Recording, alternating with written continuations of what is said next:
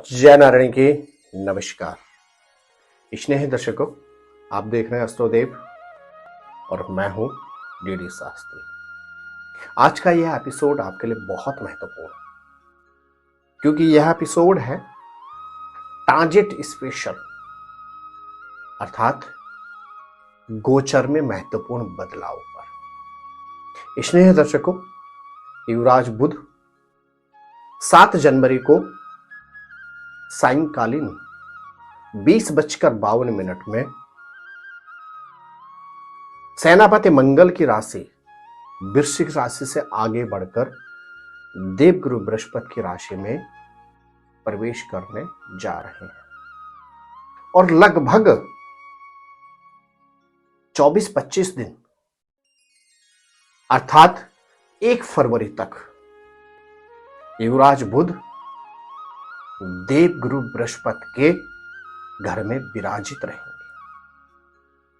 स्नेही दर्शकों, यहां ट्रांजिशन बहुत महत्वपूर्ण है। युवराज बुध वाणी के कारक होते हैं। युवराज बुध ही वाक्पटुता के कारक ग्रह होते हैं। बुध ग्रह यदि किसी व्यक्ति की पत्रिका में योग कारक हो तो उस व्यक्ति के अंदर अद्भुत वाक्पटुता की क्षमता होती है। यही बुध ग्रह मैनेजमेंट और मार्केटिंग के लॉर्ड भी होते हैं। व्यक्ति की पत्रिका में यदि बुध ग्रह अच्छा हो तो व्यक्ति मैथमेटिक्स में भी मास्टर होता है।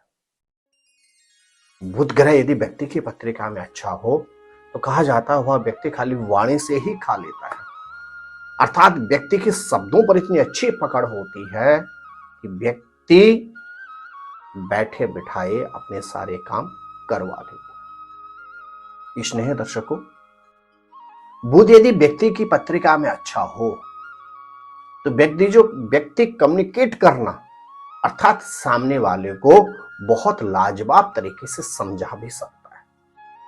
इसलिए प्रत्येक व्यक्ति के जीवन में बुध का अच्छा होना आवश्यक नहीं, अति आवश्यक होता है। स्नेही दर्शकों, 7 जनवरी से लेकर 1 फरवरी तक युवराज बुध प्रवेश कर रहे हैं देवगुरु बृहस्पति के घर अर्थात धनु राशि में।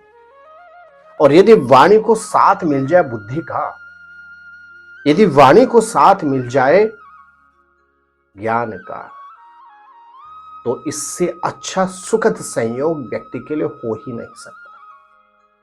युवराज बुध भी देवगुरु बृहस्पति के घर में जाकर बहुत कुछ ज्ञान एकत्रित करेंगे और यह अवधि आप और हम सभी के लिए भी विशेष शुभ योग कारक हो। पत्रिका यदि देव लगन की हो अथवा दैत्य लगन की हो तो यह जो संबंध रहेगा वाणी के कारक बुध ग्रह का विद्या और बुद्धि के कारक देवगुरु के बृहस्पति के घर में प्रवेश करने का, इसका हर तरह से लाभ उठा सकते हैं। स्नेही दर्शकों, यह जो ट्रांजिट स्पेशल प्रोग्राम आपके लिए लेकर आए हैं, इस प्रोग्राम के माध्यम से आप यह समझ पाएंगे कि आपकी राशि से 1 फरवरी तक बुध ग्रह कहां रहेंगे और आप क्या उपाय करें जिससे आप बुध ग्रह को या बुध ग्रह की अद्भुत शक्ति को प्राप्त कर सके। और यदि आप बुध ग्रह की अद्भुत शक्ति को प्राप्त कर लेंगे तो आपके अंदर भी शब्दों से खेलने की बहुत अच्छी शक्ति आपको भी प्राप्त हो जाएगी। तो मेरे प्रिय दर्शकों, बुध ग्रह का यह ट्रांजिशन, इस पर चर्चा प्रारंभ करें उससे पहले बहुत ही महत्वपूर्ण सूचना। यदि आप अपने किसी पारिवारिक सदस्य की जन्म पत्रिका से संबंधित किसी भी तरह का परामर्श प्राप्त करना चाहते हैं, अपने घर, फैक्ट्री, ऑफिस या किसी भी तरह का स्थल का वास्तु परामर्श, वास्तु निरीक्षण करवाना चाहते हैं, तब भी आप नीचे दिए गए नंबरों पर संपर्क करके टेलीफोनिक कॉल के माध्यम से अथवा दिल्ली या नोएडा हमारे ऑफिस में आकर आप हमसे व्यक्तिगत तौर पर मिलकर भी अपनी शंका का सही और सटीक समाधान प्राप्त कर सकते हैं। प्रिय दर्शकों, 7 तारीख को रात्रिकालीन समय 20:52 में बुध ग्रह प्रवेश करेंगे देवगुरु बृहस्पति की धनु राशि में। अब इसका इफेक्ट समझने का प्रयास करें। यदि आपकी राशि है मेष, मैं पुनः आपको एक चीज यहां पे क्लियर कर देता हूं, हमेशा ट्रांजिशन जो मैं आपको समझाता हूं वह आप अपनी चंद्र राशि के अनुसार समझें। अब यदि आपकी राशि है मेष, तो अब बुध ग्रह प्रवेश करने जा रहे हैं आपके 9वें भाव पर, और बुध ग्रह की दृष्टि रहेगी कहां पर? तृतीय भाव पर। बुध ग्रह की एकमात्र दृष्टि होती है, उसे कहा जाता है सप्तम दृष्टि। बुध ग्रह 9वें भाव में रहेंगे मेष राशि वालों के, और तृतीय भाव पर दृष्टि रहेगी। 9वां भाव होता भाग्य का, और तृतीय भाव होता सिबलिंग, भाई बहन के साथ प्राकर्म। अब आप पर यहां समझने की आपको आवश्यकता है कि यदि आप बुध ग्रह को मजबूत करते हैं इस अवधि में, तो आपको भाग्य का भी साथ मिलेगा, और साथ ही साथ प्राकर्म के साथ भाई बहनों से भी आपके रिश्ते मधुर होंगे। तो यदि आपकी राशि है मेष, तो आप इस अवधि को, बुध ग्रह जब आपके भाग्यस्थान में पहुंचेंगे तो आपके भाग्य को मजबूत आप स्वयं कर सकते हैं। अपने भाग्य को मजबूत आपको क्या करना होगा इस अवधि में? आप बुध ग्रह के निमित्त हरी वस्तुएं या तो मंदिर में डोनेट करें, या आप किन्नर को दान दें। साथ ही साथ बुध ग्रह की तृतीय दृष्टि रहेगी कहां पर? बुध ग्रह की सप्तम दृष्टि रहेगी आपके तृतीय भाव पर, और तृतीय भाव होता है भाई बहनों का। तो इस अवधि में आपने भाई बहन से किसी भी तरह का मतभेद नहीं करना है, और प्रयास करें बहन के साथ जितने हो सकते हैं अपने संबंध मधुर करें। साथ ही साथ यदि बहन आपके घर से दूर रहती है तो उनसे जाकर आपको मुलाकात अवश्य करनी चाहिए। मेरे प्रिय दर्शकों, यदि आपकी राशि है वृष, तो अब बुध ग्रह 7 जनवरी से लेकर 1 फरवरी तक रहेंगे कहां? आपके अष्टम भाव पर, और बुध ग्रह की सप्तम दृष्टि रहेगी आपके द्वितीय भाव पर। सप्तम भाव, माफ कीजिएगा, अष्टम भाव बहुत महत्वपूर्ण होता है उन्नति के लिए, और विशेष तौर से यदि आप व्यवसायी हैं तो यह समय आपके लिए अद्भुत है, अद्वितीय है, अकल्पनीय है। इस अवधि का आप पूरी तरह से लाभ प्राप्त कर सकते हैं। जब कोई भी ग्रह अष्टम भाव में विराजित होता है तो उसकी पूरी दृष्टि होती है द्वितीय भाव पर, और द्वितीय भाव होता है किसका? धन का कारक। आपकी या आपका यदि राशि है वृष, तो आप यह समझिएगा बुध ग्रह का अष्टम भाव में बैठकर द्वितीय भाव में दृष्टि होना। आप चाहें तो इस अवधि में धन में वृद्धि कर सकते हैं, और यदि आप चाहें इस अवधि में तो आप रोग में भी वृद्धि कर सकते हैं। लेकिन कोई व्यक्ति नहीं चाहेगा रोग में वृद्धि करना। तो आप क्या करें? यदि आपकी राशि है वृष, तो आप यदि व्यवसायी हैं तो आपको अपने व्यवसाय में कुछ नई चीजों को इन्वॉल्व करना चाहिए। नए लोगों को अपने व्यवसाय में आपको लाना चाहिए। अपने व्यवसाय में आपको अतिरिक्त धन लगाना चाहिए। इससे आपको अच्छी डील्स प्राप्त होंगी। आपके व्यवसाय, जो भी आपका व्यवसाय है, उन्नति की ओर बढ़ेगा। आपको धन लाभ की स्थितियां प्राप्त होंगी। क्या करना चाहिए आपको? आप गणेश चालीसा का नित्य पाठ करें। बुध ग्रह को अगर मजबूत करना होता है तो गणेश जी की आराधना सर्वोत्तम रहती है।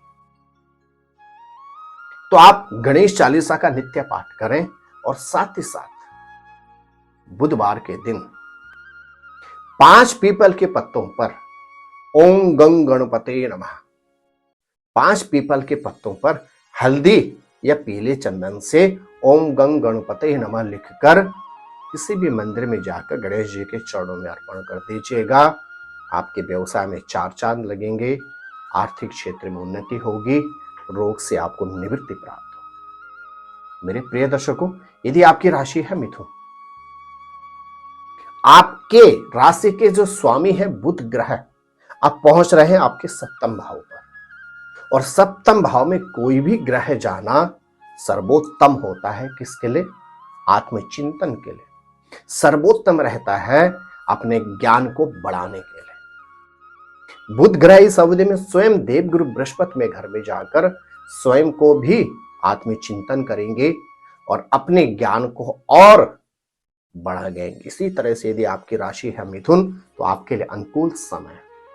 सप्तम भाव पार्टनर, आपके जीवन साथी या जीवन संगनी का कारक होता है।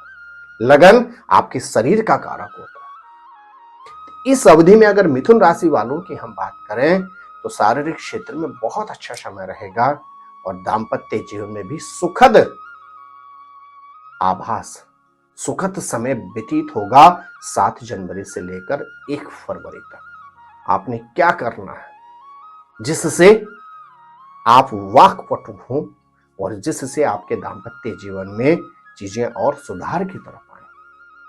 तो प्रिय दर्शकों, यदि आपकी राशि है मिथुन तो आपने क्या करना है इस अवधि में? आप बुधवार के दिन अपने पार्टनर को हरी वस्तुएं उपहार में दें।